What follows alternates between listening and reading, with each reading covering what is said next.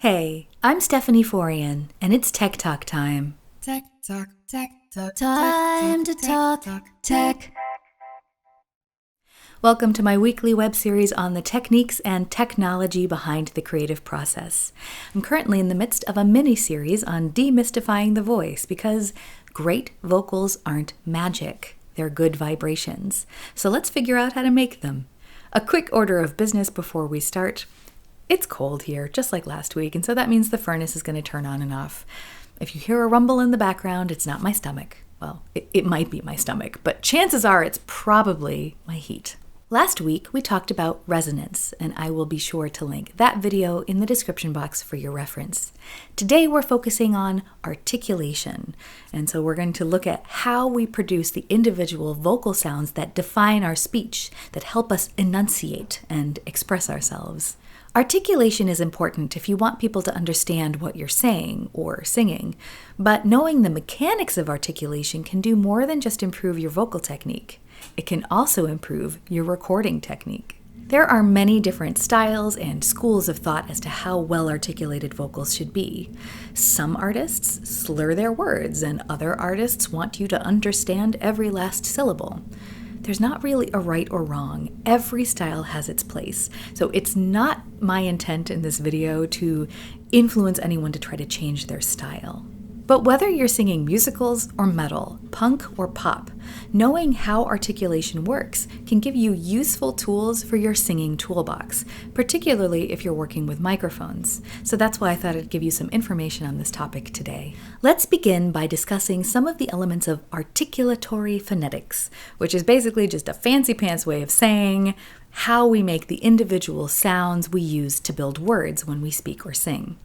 Last week, we talked about vowels in the context of resonance, so today we'll focus on consonants. Consonants are speech sounds we create when we either completely or partially block the airflow in the vocal tract. So when we completely stop the airflow, it's because we're actually physically putting a barrier in front of that air. And the sounds that we create by doing that are called stops or plosives. Examples of these would be g, d, and b. Let's try making those sounds together and see if you can actually feel when you briefly stop the air in the vocal tract. We'll start with G. G. G, g, g, g, g, g, g, g, g, g, g. Now let's try D. D, d, d, d, d, d, d, d, d, d, d, d, d. And let's finish off with B. B, b, b, b, b, b, b, b, b, b, b, b, b. Could you feel how you actually stopped the air briefly when you made those sounds? Did you notice something else? That each of these consonants has a very specific location in the vocal tract. So let's do that exercise again, but this time focus on where that consonant originates from. G, g, g, g, g, g, g, g, g. Da, da, da, da, da, da, da, da, da. Ba, ba, ba, ba, ba, ba, ba, ba, ba. The G takes place towards the back of the mouth, the D towards the teeth, and the B between the lips. The same is true for speech sounds we create by only partially closing the vocal tract. These sounds are called fricatives, and they also take place in certain locations in the vocal tract. Examples of fricatives are Z and V. So let's make those sounds now and see if you can feel how the air continues to flow through that narrowed space that we create. Let's start with Z. Z, z, z, z, z, z, z. And V.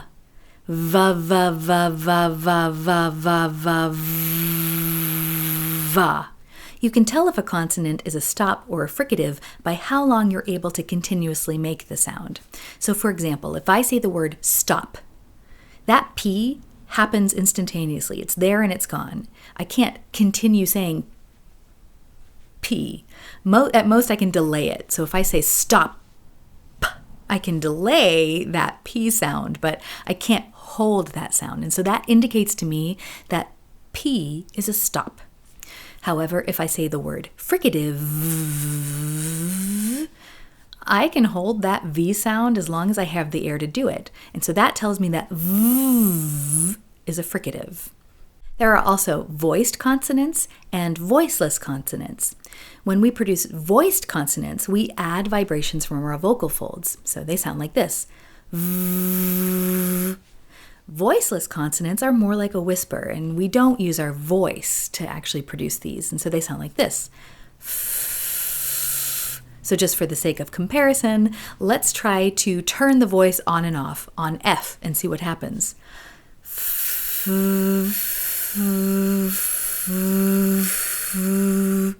Various languages can place consonants all over the place in the vocal tract, everywhere from way down here in the glottis, which is the vocal cords and the space between them, all the way up to the lips and everywhere in between. But the concept is usually the same. There are voiced and voiceless consonants, and there are stops and fricatives or subvariations thereof. Why is this important to know? Well, in the context of speaking or singing, knowing where these sounds are produced can help you locate the muscles you want to train in order to improve your enunciation.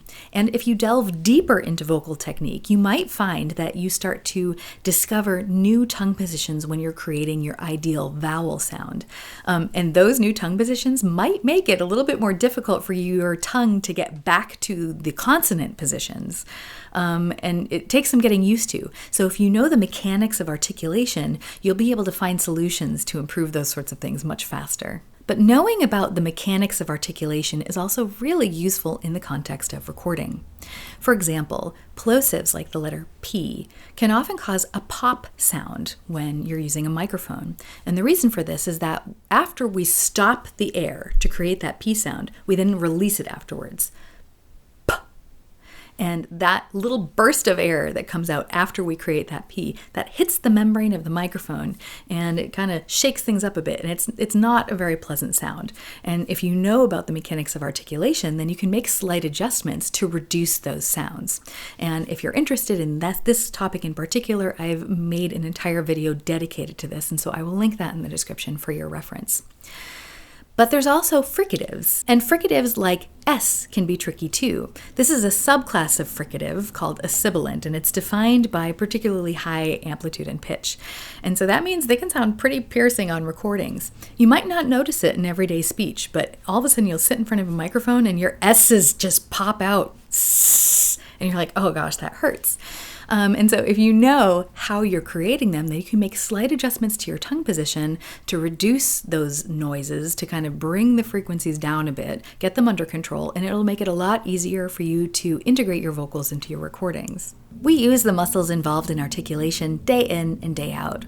I hope that I was able to help make you a little bit more aware of those movements today. If you have any questions about what I talked about today, please feel free to ask me in the comments.